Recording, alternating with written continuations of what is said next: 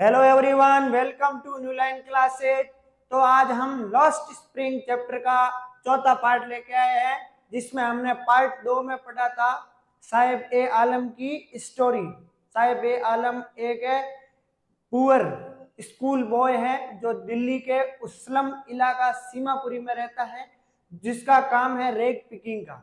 यानी उसकी जो स्थिति है, जो सीमापुरी का इलाका है, उसमें किस प्रकार से लोग, गरीब जो लोग हैं, अपना जीवन यापन करते हैं, किन किन परिस्थितियों से, किन किन सर्कमस्टांसेस को सामना करना पड़ता है, उनके बारे में हमने पढ़ा था। और पिछले पार्ट नंबर 3 में हमने पढ़ा था एक स्टोरी, बैंगल मेकर बॉय था मुकेश, जो फिरोजाबाद में रहता है। उनकी स्टोरी हमने जस्ट शुरू की थी। तो आज नेक्स्ट जो स्टोरी है मुकेश की पढ़ेंगे, जो फिरोजाबाद में रहता है। किस प्रकार से वो गरीबी में अपना जीवन यापन करते हैं, लेकिन उसके जो सपने हैं, बहुत बड़े सपने हैं, उन सपनों के साथ में वो जीवन यापन करते हैं। लेकिन क्या उनके सपने सच में पूरे होते हैं कि नहीं होते हैं? उनके जैसे हजारों परिवार है जो फिरोजाबाद की जो गलियों में केवल बैंगल मेकिंग का काम करते हैं। तो उनके बारे में पढ़ेंगे। तो आइए शुरू करते हैं। I want to drive a car, Mukesh insist on his being his own master. Mukesh ने कहा I want to drive a car, यानी मैं कार चलाना चाहता हूँ। ड्राइव किसकी करना चाहता हूँ? कार की। यानी मुकेश ने राइटर से कहा I want to drive a car, यानी मैं कार चलाना चाहता हूँ। Mukesh insist on being his own master, यानी मुकेश इंसिस्ट यानी जोर देकर कहता है ऑन हिज ओवन मास्टर, यानी वो खुद का मालिक बनेगा। यानी वो किसी दूसरे व्यक्ति के सामने नौकरी नहीं करना चाहता है, खुद का मालिक है, खुद का मास्टर बनना चाहता है। I will be a motor mechanical, he announced, यानी I will be a motor mechanical, यानी मैं मोटर मैकेनिकल बनना चाहता हूँ। ही अनाउंसेड यानी उसने घोषणा की, यानी वो खुद का, यानी मुकेश नाम का जो एक लड़का है वो कहता है कि मैं खुद का मालिक बनना चाहता हूँ, एक मोटर मैकेनिकल है वो बनना चाहता हूँ।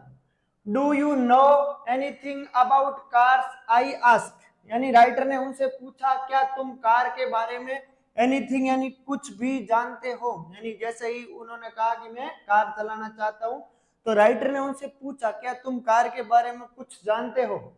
आई will learn to drive a car, he answer, यानी उसने कहा कि भाई मैं सीख जाऊंगा कार चलाना, मैं सीख जाऊंगा। वापस उसने क्या दिया?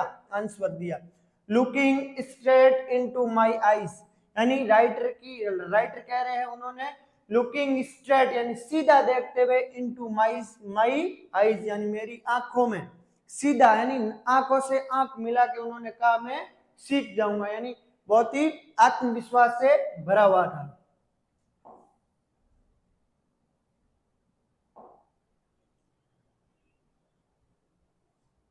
His dream looms like a mirage amidst the dust of streets that fill in town Firozabad, यानी हिज ड्रीम यानी उसके जो सपने थे, लूम्स यानी प्रतीत हो रहे थे, या ऐसे दिख रहे थे। उसके जो सपने हैं, उसके जो ड्रीम्स है, ऐसे प्रतीत हो रहे थे लाइक ए मिराज, यानी एक मिराज के रूप में। मिराज यानी क्या होता है? मृग तृष्णा, यानी जब रेगिस्तान में तेज धूप होती है तो हमें ऐसा प्रतीत होता है दूसरी जगह, जैसे मानो कि वहां पे क्या है? पानी है, लेकिन हम जैसे ही वहां पहुंचते हैं तो वहां कोई पानी नहीं होता है, केवल इल्यूजन यानी भ्रम होता है। उसी को कहते हैं मिराज या मृग तृष्णा। यानी राइटर कहते हैं कि उसके जो ड्रीम थे ऐसे लग रहे थे, ऐसे प्रतीत हो रहे थे मानो कि क्या है? एक है मिराज है, मृग तृष्णा है। amidst the dust of street that fills in town Firozabad, amidst यानी के बीच में, the dust of streets यानी उन धूल भरी गलियों में, that fill his town Firozabad, और जिस धूल से जो पूरा फिरोजाबाद टाउन है वो भरा हुआ था। यानी पूरी जो गलियां है फिरोजाबाद की, उन सारी गलियों में डस्ट भरी हुई थी, धूल भरी हुई थी। फेमस फॉर इट्स बैंगल्स, और जो शहर है वो किसके लिए फेमस था? बैंगल्स बनाने के लिए, यानी चूड़ियों के लिए फेमस था। Every other family in Firozabad is engaged in making bangles, हर दूसरा परिवार फिरोजाबाद में इंगेज था, व्यस्त था। इंगेज यानी क्या होता है? व्यस्त था, बिजी था। किसमें? मेकिंग बैंगल्स, यानी बैंगल्स बनाने में हर दूसरा परिवार फिरोजाबाद का बिजी था। यानी हर परिवार का एक ही काम था, क्या? क्या बनाना? बैंगल्स है उनको बनाना। It is the center of India's glass blowing industry, where families have spent generations working around furnaces. यानी ये जो सेंटर है, यानी ये सेंटर था किसका? इंडिया ग्लास ब्लोविंग इंडस्ट्री, यानी जो भारत की, इंडिया की जो ग्लास ब्लोविंग है, यानी जो कांच का कार्य होता है, कांच के कार्य की जो इंडस्ट्री है, उसका जो सेंटर है कौन? फिरोजाबाद। यानी वेर यानी जहाँ पे फैमिलीज हैव स्पेंट, यानी जहाँ पे बहुत सारे परिवारों ने बिता दी क्या? जनरेशन, यानी पीढ़ियां गुजार दी। यानी वहां पे जो परिवार है उनकी हजारों पीढ़ियों ने यही काम करते करते अपनी सारी जनरेशन से वो बिता दी, पीढ़ियां बिताई। वर्किंग अराउंड फर्नेसेज, यानी वर्किंग यानी काम करते हुए अराउंड फर्नेसेज। फर्नेसेज का मतलब होता है भट्टियां, यानी उन भट्टियों के आसपास काम करते करते उनकी बहुत सारी जनरेशन से वो स्पेंड हो गई है। वेल्डिंग ग्लास, यानी उस कांच की जो चूड़ियां है उनको वेल्डिंग करते करते मेकिंग बैंगल्स, यानी बैंगल्स बनाते हुए for all the women in the land it seems, यानी जो महिलाएं हैं वो इस प्रकार से कार्य कर रही है, इतना सारे जो महिलाएं हैं, वुमेन्स है, बच्चे हैं, काम कर रहे हैं, जैसे ऐसे प्रतीत हो रहा है पूरी लैंड के लिए, यानी पूरी पृथ्वी के लिए ये बैंगल्स बना रही है। यानी इतनी ज्यादा मात्रा में वहां चूड़ियां बनती है। फर्नेसेज यानी क्या होता है? भट्टी। लूम यानी प्रतीत होना या दिखाई देना।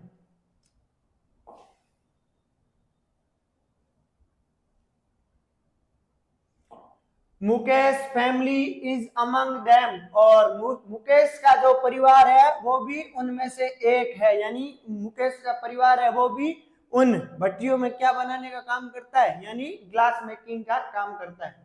None of them know that it is illegal for children like him to work in the glass furnaces with high temperature in dingy cells without air and light. और none of them यानी उनमें से एक भी नहीं जानता है that it is illegal, ये illegal है, ये गैर कानूनी है। किसके लिए? For children, यानी उनमें से, उन व्यक्तियों में से एक भी ये नहीं जानता है कि बच्चों को उन भट्टियों में काम करवाना क्या है? इलीगल है, यानी गैर कानूनी है। यानी ये चाइल्ड लेबर है। जो 14 ईयर्स से कम उम्र के जो बच्चे होते हैं उनको कल कारखानों में या कोई भट्टियों में कार्य करवाना इलीगल है, ये बात है वो वहां पे कोई नहीं जानता है। Like him work in the glass furnaces, जो ग्लास की भट्टियां हैं उनमें काम करवाना, विथ हाई टेम्परेचर यानी बहुत ज्यादा तापमान में उनको काम करवाना। इन डिंजी सेल्स, यानी जो डिंजी यानी अंधेरी, सेल्स यानी कोठरी, विदाउट एयर एंड लाइट, यानी जिसमें नहीं तो एयर है और नहीं लाइट है।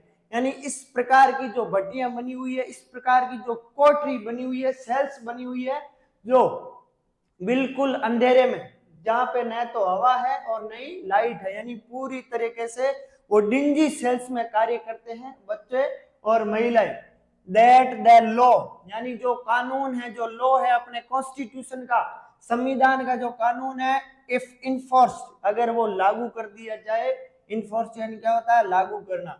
अगर जो कॉन्स्टिट्यूशन है या जो इंडियन लॉ है, भारत का जो कानून है कि भाई चाइल्ड लेबर नहीं होना चाहिए, 14 वर्ष से कम उम्र के बच्चों को ऐसे कारखानों में काम नहीं करवाना चाहिए, वो कानून अगर लागू हो जाए, इन्फोर्स हो जाए, could get him and all those 20,000 children out of them the hot furnaces where they slug their day night hours। अगर ये जो लो है अगर इन्फोर्स हो जाए तो वह यानी could get him यानी वो फ्री हो जाए, all those 20,000 चिल्ड्रन, यानी जो 20,000 मुकेश और मुकेश के जैसे बच्चे हैं वो वहां से फ्री हो जाते हैं। यानी इस प्रकार के 20,000 से ज्यादा बच्चे जो चाइल्ड लेबर के रूप में काम कर रहे हैं, अगर ये लो है वो लागू हो जाता है तो वो ऐसे फ्री हो जाते हैं बच्चे। हॉट फर्नेसेज यानी उस भट्टी जो गर्म भट्टियों से, वेर यानी जहाँ पे स्लग यानी वो मेहनत करते हैं, कठिन परिश्रम करते हैं, डे नाइट हॉवर्स यानी दिन रात वो काम करते रहते हैं उन भट्टियों में, often losing the brightness of their eyes, और यहाँ तक कि वो काम करते करते अपनी आंखों की जो ब्राइटनेस है, आंखों की जो चमक है, वो भी क्या कर देते हैं, खो देते हैं। Mukesh eyes beam as he volunteers to take me home, और मुकेश की जो आंखें हैं, बीम यानी चमक उठी, मुकेश की आंखें चमक उठी कब, एज ही जैसे ही उसने वॉलंटियर्स यानी स्वेच्छा से यानी अपनी इच्छा से कोई काम करना, यानी जैसे ही मुकेश ने वॉलंटियर्स यानी स्वेच्छा से टेक मी होम यानी मुझे, जब राइटर वहां खड़ी थी तो उसने कहा कि जैसे ही मुकेश ने मुझे घर ले जाने की बात की तो उसकी आंखें है वो चमक गई, यानी वो स्वेच्छा से मुझे घर ले जाने की बात कह रहा था और मैं उनके साथ में घर जाने के लिए सहमत हुई, तो वो क्या हो गया, उनकी आंखें वो चमक उठी। which he proudly said is being rebuilt, और उसने प्राउडली यानी गर्व के साथ ये कहा कि उनका जो घर है वो रीबिल्ट हो रहा है, यानी घर का काम चल रहा है, रिनोवेशन का जो कार्य है घर में अभी चल रहा है। We walk down streaking lanes choked with garbage, और राइटर कह रहे हैं हम चले कहां पे, उन स्टिकिंग लेंस में, स्टिकिंग यानी जो बदबूदार गंदी, लेंस यानी गलियों में, यानी हम वहां जो गंदी गलियां थी वो बदबूदार गलियों में चले, जो चॉक्ड विथ गार्बेज यानी उस गार्बेज से, उस कचरे से क्या थी, चॉक्ड यानी भरी हुई थी, यानी वो गलियां जहां पे स्टिकिंग यानी बदबूदार गलियां जो कचरे से भरी हुई थी, हम उन गलियों में चलना शुरू किया। Past homes that remain hovels with crumbling walls, wobbly doors, no window, crowded with families of humans and animal coexisting in a primal state, यानी जो वहां के घर थे, होम थे, that hovels with crumbling walls, होवल्स यानी जो उनके घर थे वो टूटे फूटे थे, और विथ क्रम्बलिंग वॉल्स यानी दीवार थी वो भी एकदम टूटी फूटी थी, और वोबली डोर्स, और उनके घर के जो दरवाजे थे, वोबली यानी क्या होते, डगमगाना या हिलते हुए, यानी इस प्रकार से जो घर थे यानी उनकी दीवारें है एकदम टूटी थी, और जो घर के दरवाजे है वो डगमगा रहे थे, उन गलियों से हमने चलना शुरू किया था। नो विंडोज यानी उनके घर के कोई भी खिड़कियां नहीं थी, विंडोज नहीं थी। Crowded with families of humans, और उस भीड़ भरी गली में यानी उस भीड़ भरे स्थान में उनके जो परिवार थे, ऑफ ह्यूमंस यानी मनुष्य, एंड एनिमल यानी जानवर, यानी उनके साथ में, उनके परिवार के साथ में, यानी वो मनुष्य और जो जानवर है वो दोनों ही साथ में रह रहे थे, को एक्जिस्टिंग यानी साथ साथ में रहना, यानी जिस गली में हम जा रहे थे, जो घर थे उनकी टूटी फूटी दीवारें और जो दरवाजे हैं वो सब डगमगा रहे थे, और वहां पे ह्यूमन और एनिमल दोनों ही साथ में कोएग्जिस्टिंग कर रहे थे, साथ में निवास कर रहे थे। इन ए प्रिमल स्टेट यानी ऐसे लगता था कि मानो ये कोई कैसा स्टेट है, प्रिमल यानी क्या होता है, प्राचीन युग, यानी ऐसे लग रहा है कि भाई मानो कि हम किसी प्राचीन युग में आ गए हैं, पीछे जैसे सिंधु घाटी सभ्यता थी वैसे इसे उनको लग रहा है कि भाई हम कोई प्राचीन युग में आ गए। He stops at the door of one such house, यानी उसने कहा कि वो रुका, मुकेश किसी ऐसे ही दरवाजे पर जाके रुक गया, यानी ऐसे ही, यानी जिस प्रकार के जो घर थे उनमें से एक ऐसा घर था, उस घर के दरवाजे के सामने जाके मुकेश है वो रुक गया। स्टॉप से यानी क्या होता है, रुकना। Banks A wobbly iron door with his foot, banks यानी उन्होंने हिलाया, ए वोबली, वोबली यानी डगमगाते हुए, आयरन डोर यानी एक है लोहे के दरवाजे को उन्होंने धक्का दिया, विथ हिज फुट, और उन्होंने पैरों से उनके ऊपर लात मारी, यानी जैसे घर के दरवाजे के सामने जाके रुके तो मुकेश ने एक ऐसे ही डगमगाते हुए लोहे के दरवाजे के लात मारी और उसको धक्का देने की कोशिश की। एंड पुशेज इट यानी उसको पुश किया, इट ओपन और उसको खोल दिया। We enter a half built shack, और हम जैसे ही दरवाजा खुला तो हमने प्रवेश किया ए हाफ बुल्ट शॉक यानी एक आधी बनी हुई, सैक यानी होता है झोंपड़ी, हमने एक है टूटी फूटी आधी बनी हुई झोंपड़ी में प्रवेश किया। In one part of it, यानी उसका एक पार्ट, एक आधा भाग है, थेस्ट विथ डेड ग्रास, और उनका जो आधा भाग है, वन पार्ट है, वो थेस्ट यानी भरा हुआ था, विथ डेड ग्रास यानी जो सूखी घास होती है उनसे आधा जो झोपड़ी है या आधा जो घर है वो भरा हुआ था। Is a firewood stove over which sits a large vessel of sticking sizzling spinach leaves, और उनका जो एक दूसरा भाग है वहां पे एक फायरवुड स्टोव, फायरवुड यानी लकड़ी से जलने वाला स्टोव यानी एक चूल्हा था, जिनके ऊपर क्या था, सिट्स ए लार्ज वेसल, एक बड़ी सी वेसल यानी बर्तन, यानी उस चूल्हे के ऊपर बड़ा सा बर्तन, वेसल यानी क्या होता है, बर्तन, उस चूल्हे के ऊपर, उस फायरवुड स्टोव के ऊपर एक बड़ा सा बर्तन रखा था ऑफ सिजलिंग स्पिनच लीव, और उसके ऊपर सिजलिंग यानी उबलना, उबल रहा था, यहाँ आवाज आ रही थी किसकी, स्पिनच लीव की। स्पिनच यानी क्या होता है, पालक, यानी पालक की पत्तियां हैं उस बड़े से बर्तन में, बड़े से वेसल में पालक की पत्तियां वो क्या रही हो रही थी, उबल रही थी, उनके उबलने की स्पिंजिंग यानी सिजलिंग यानी आवाज आ रही थी।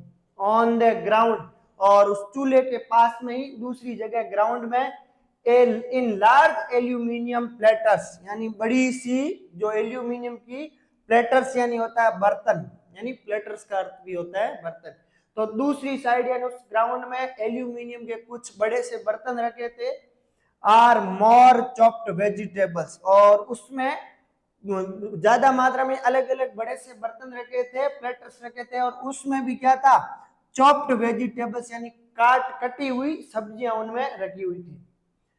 A frail young woman is cooking the evening meal for the whole family, और उनमें उस घर में एक फ्रेल यंग वुमेन, फ्रेल यानी होता है एक कमजोर सी, यंग वुमेन यानी एक महिला, इज कुकिंग यानी भोजन पका रही थी, इवनिंग मील यानी कुकिंग यानी पका रही थी, इवनिंग मील यानी शाम के समय का भोजन, फॉर द होल फैमिली यानी उस पूरे परिवार के लिए, यानी उस पास में एक यानी कमजोर जो यंग वुमेन थी, महिला थी, जो शाम के समय का भोजन पूरे परिवार के लिए पका रही थी। Through eyes filled with smoke, यानी उसकी जो आंखें हैं धुएं से भरी हुई थी, सी स्माइल्स, और वो राइटर को देख के क्या उन्होंने ग्रेटर यानी उनका अभिवादन किया और मुस्कुराई। तो डिंजी यानी अंधेरे से भरी हुई, यहाँ गंदी जो होती है सेल उनके लिए आया है, और कुड गेट हिम आउट यानी उसे अलग कर दिया जाएगा, स्लग यानी कठिन परिश्रम, और स्टिंकिंग यानी बदबूदार, हवल यानी गंदा, और क्रम्बलिंग यानी टूटी फूटी, वोबली यानी क्या होता है, डगमगाता हुआ, और नेक्स्ट है बैंग यानी धक्का मारना, और शेक यानी झोंपड़ी।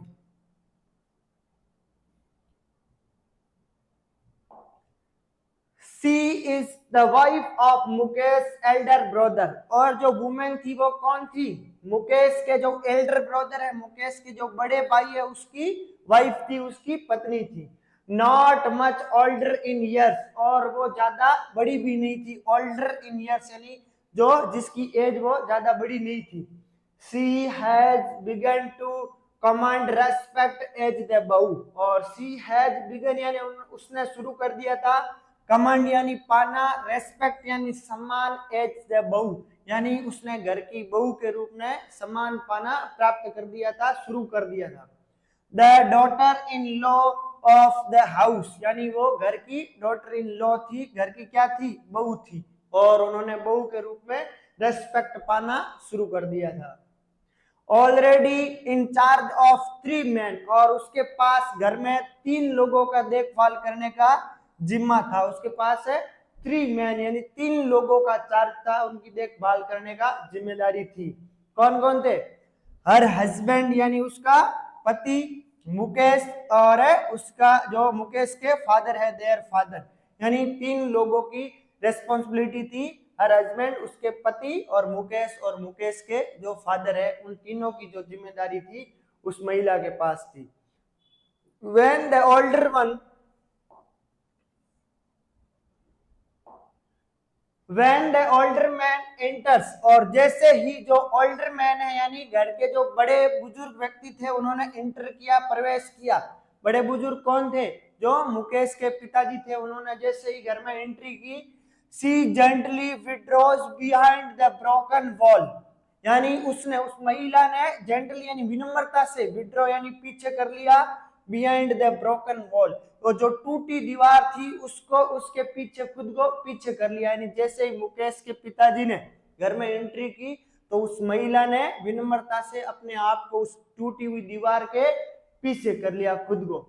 And brings her veil closer to her face, और ब्रिंग्स यानी ले आई, हर वेल, वेल यानी घूंघट, अपने घूंघट को क्लोजर टू हर फेस, अपने चेहरे के नजदीक ले आई। यानी जैसे ही मुकेश के पिताजी है उन्होंने घर में एंटर किया तो उस महिला ने सम्मान के साथ, विनम्रता के साथ खुद को उस दीवार के पीछे कर लिया, और जो अपना वेल यानी घूंघट था उसको अपने चेहरे के ऊपर ले आई, उन्होंने घूंघट है वो निकाल लिया।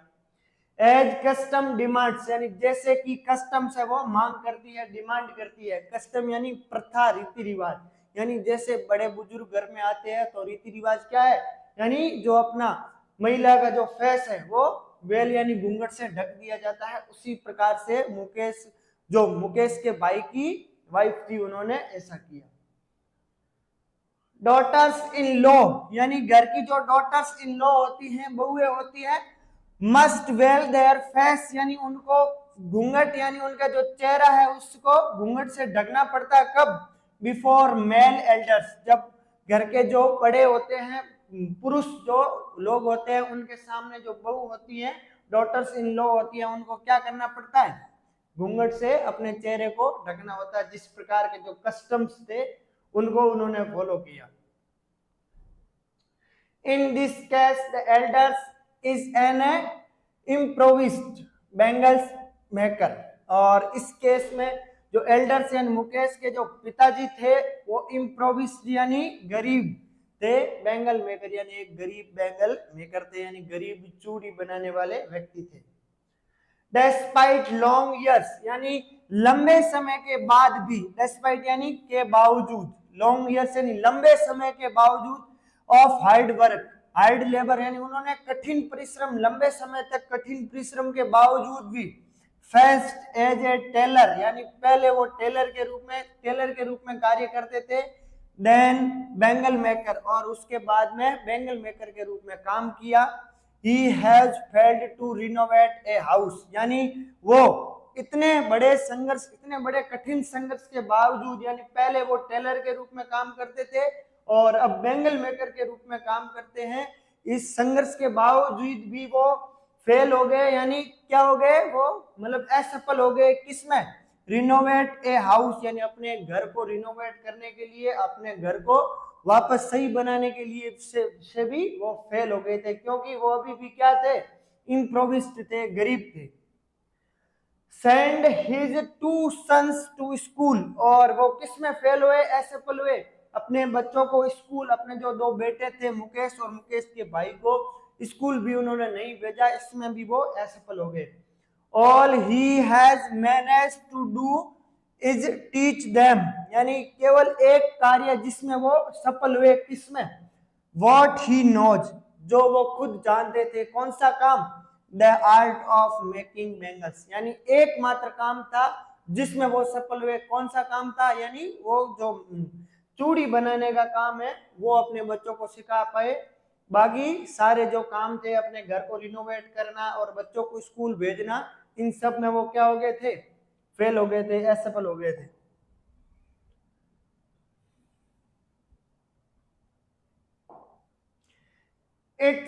इट इज हिज कर्म, his destiny, says Mukesh grandmother, यानी ये उनके कर्म है। इट इज हिज कर्म, यानी ये उनके कर्म है। हिज डेस्टिनी यानी उसका भाग्य है, यानी ये तो उनके कर्म है, उनके भाग्य है। ये किसने कहा? सेज मुकेश ग्रैंडमदर, मुकेश की दादी ने ये कहा कि भाई ये तो उनके कर्म है, उससे बैंगल मेकर के रूप में काम करना, उस भट्टियों में काम करना, ये तो क्या है? उनका कर्म है, उनका भाग्य है। Who had watched her own husband go blind with the dust from polishing the glass of bangles, और उसकी दादी जी, उसकी जो ग्रैंड मदर है, उसने खुद ने ये देखा था कि he has watched her oven husband, यानी उसके जो खुद के हस्बैंड थे, गो ब्लाइंड यानी अंधे हो गए थे, with dust from polishing the glass of bangles, यानी जो बैंगल्स यानी जो ग्लास जो बैंगल्स बनाते हैं उसमें पॉलिशिंग करते समय जो डस्ट आती है, उस डस्ट से उनके जो हस्बैंड थे उसकी आंखें वो चली गई थी, ब्राइटनेस है वो चला गया था। यानी उसको उसने कहा कि भाई ये हमारा कर्म है, ये हमारी डेस्टिनी है, इनमें काम करना, इन भट्टियों में काम करना, जिनके कारण उनके हस्बैंड की आंखें है वो क्या है यानी चली गई थी, वो अंधे हो गए थे। Can a God given lineage ever be broken? She implies, यानी क्या एक ये जो गॉड गिवन लीनेज है, लीनेज यानी वंश परंपरा, यानी ये जो गॉड गिवन वंश है उनको क्या तोड़ा जा सकता है, ब्रोक किया जा सकता है। गॉड गिवन काम कौन सा था, यानी जो चूड़ियां बनाने का काम है जो वर्षों से यानी उनके वंश परंपरा से चला आ रहा है। उनकी जो ग्रैंड मदर है उन्होंने राइटर से कहा कि भाई ये जो वर्षों से जो ये चला आ रहा है, वंश परंपरा से जो कार्य चला आ रहा है, क्या इसको कभी भी तोड़ा जा सकता है। उन्होंने राइटर से ये बात कही, इंप्लाइज यानी जोर देके उन्होंने ये बात कही। Born in the caste of Bengal maker, they have been seen nothing but bangles, यानी अब वो कह रहे हैं कि born in the caste of Bengal makers, यानी जो बच्चे होते हैं जिन्होंने जन्म लिया है उस कास्ट उस बेंगल मेकर यानी उस चूड़ियां बनाने के घर में, उस कास्ट में अगर उन बच्चों ने जन्म लिया है, दे हैव सीन नथिंग, उन्होंने कुछ भी नहीं देखा इस संसार में, बट बैंगल्स यानी केवल बैंगल्स, केवल उन्होंने चूड़ियों के अलावा इस संसार में उन बच्चों ने कुछ भी नहीं देखा है।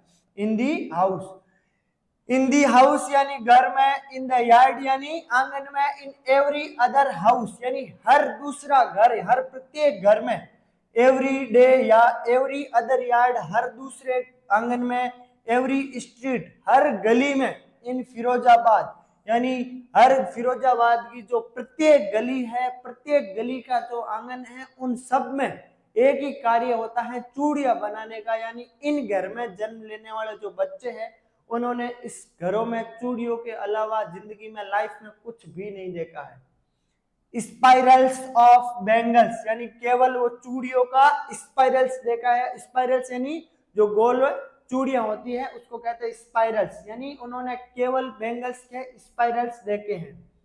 Sunny gold, paddy green, royal blue, pink, purple, every colour born out of 7 colour of rainbow, यानी हर प्रकार के हर कलर की चूड़ियां उन्होंने उन घरों में देखी है। जैसे कैसा कलर होता है, 7 कलर्स ऑफ रेनबो, रेनबो का जिस प्रकार से कलर होता है उस टाइप के, यानी एक इंद्रधनुष का अलग अलग प्रकार का कलर होता है, उस प्रकार की जो चूड़ियां हैं उस घरों में बनती है। किस प्रकार की, जैसे Sunny gold, paddy green, royal blue, pink है, पर्पल है, एवरी कलर है जो उनकी चूड़ियों के ऊपर उन्होंने देखा है। लाई इन माउथ्स इन ए अनकेप्ट यार्ड, और जो लाई यानी पड़ी रहती है, माउथ्स यानी ढेर के रूप में, अनकेप्ट यार्ड यानी जो अव्यवस्थित आंगन है उनमें उन चूड़ियों का ढेर लगा हुआ है। Are piled on 4 wheeled hand carts, और जिसको पाइल्ड यानी ढेर लगा हुआ होता है, ऑन 4 व्हील्ड यानी 4 पहियों वाले जो हैंड कार्ट्स है, हाथ से चलाने वाला जो कार्ट्स है, यानी जो ठेला होता है जिसको अपनी जनरली भाषा में कहते हैं ठेला, यानी उनको जो चूड़ियों का ढेर है वहां पे जो 4 व्हीलर्स यानी जो 4 पहियों वाली होती है हैंड कार्ट्स जिसको हाथों से चलाते हैं, उसके ऊपर वो ढेर लगा हुआ रहता है, यानी उस ठेले के ऊपर भी फिरोजाबाद में ढेर लगा हुआ रहता है चूड़ियों का। और उस ठेले को, उस 4 व्हील्ड हैंड कार्ट्स को कौन चलाता है, पुश्ड बाय यंग मैन, यानी वहां के जो युवा है वो उसको पुश्ड यानी धकेलते रहते हैं बाजार में, along the narrow lands of the shanty town, और कहां पे, उस नैरो यानी संकरी संकरी, लेंस यानी गलियों में, ऑफ सेंटी टाउन यानी उस सेंटी यानी गंदा या भद्दा जो गली है उस शहर की, उस गलियों में वहां के जो युवा है वो उस ठेले को उन 4 व्हीलर से, वो जो हाथ से चलाने वाली गाड़ी है उनको लिए हुए उन संकरी गलियों में उसके ऊपर बैंगल्स का जो ढेर लगा हुआ, वो पूरे दिन उस संकरी गलियों में बच्चे वो घूमते रहते हैं। एंड इन डार्क एंटमेंट्स, और उस जो डार्क यानी अंधेरी जो गली जो झोंपड़ी है उनमें, जो कोठरी है उनमें, next two lines of flames of flickering oil lamps, और जो झोंपड़ी है जो हंटमेंट्स है वहां पे कैसे लाइन से flame of flickering lamps, flickering यानी चमचमाते हुए जो लैंप्स होती है, रोशनी होती है लैंप है, उसकी जो फ्लेम है, ज्वाला है, यानी जैसे ही अंधेरी छोटी छोटी झोपड़ियां होती है उसमें केवल एक जो लैंप होता है उसकी जो ज्वाला है वो जल रही है। सिट बॉयज यानी उसके आसपास में बच्चे बैठे हैं, एंड गर्ल्स यानी लड़कियां with their father and mothers, यानी छोटे छोटे बच्चे, लड़के लड़कियां उनके माता पिता के साथ में उन लैंप के सामने बैठे हुए क्या कर रहे हैं, welding pieces of coloured glass into circle of bangles, और उस ग्लास की जो चूड़ियां हैं उनको वेल्डिंग कर रहे हैं और उनके ऊपर कलर कर रहे हैं। जो कलर्ड यानी जो रंगीन कांच की जो चूड़ियां हैं उनके ऊपर वेल्डिंग करने का वो काम कर रहे हैं। सर्किल ऑफ बैंगल्स यानी सर्किल बनाने का, गोल बनाने का, या जो भी चूड़ियों से रिलेटेड काम है वो सारे बच्चे और उनके साथ में उनके माता पिता उन लैंप के, यानी जो ऑयल से जो एक लैंप जल रहा है उनके सामने, उनकी रोशनी के सामने दिन रात वो मेहनत करते रहते हैं।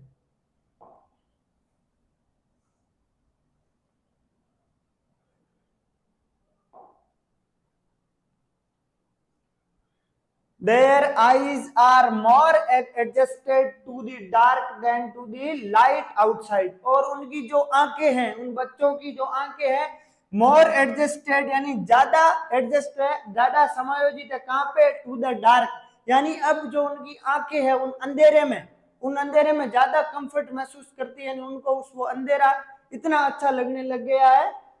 देन टू लाइट आउटसाइड, यानी बाहर की जो लाइट है उसकी तुलना में अब उन बच्चों को, क्योंकि वो पूरे दिन और शाम के टाइम भी उस अंधेरे में काम करते करते इतने आदी हो गए हैं, अब उनको वो जो अंधेरा है, वो डार्कनेस है, वो अच्छा लगता है बाहर की लाइट की तुलना में। That's why they often end up losing their eyesight before they become adults, यानी that's why यही जो कारण है जिसके कारण they often end up losing their eyesight, यही जो कारण है इसके कारण जो अपनी आंखों की दृष्टि है, आई साइड है, उनको क्या कर देते हैं, लॉस कर देते हैं, खो देते हैं, बिफोर दे बिकम एडल्ट, यानी बड़े होने से पहले ही उनकी आंखें वो आई साइड है वो गायब हो जाती है, खो जाती। क्यों? क्योंकि वो आदी हो गए, एडजस्ट हो गए, उनको अब अंधेरा है वो अच्छा लगने लग गया है, जिसके कारण है वो लाइट में काम करना उनको अच्छा नहीं लगता है, अंधेरे में कर करके वो एडल्ट होने से, वयस्क होने से पहले ही उसकी आंखों की रोशनी है वो गायब हो जाती है, यानी वो बच्चे उसमें काम कर करके अंधे हो जाते हैं, ब्लाइंड हो जाते हैं।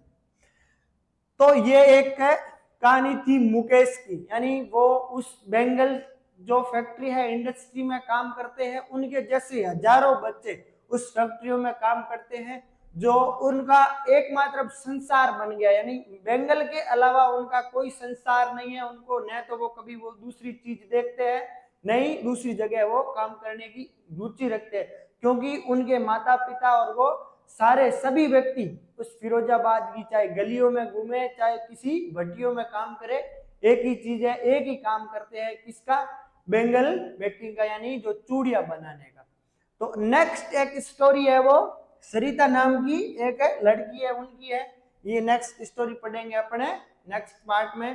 तब तक के लिए थैंक यू वेरी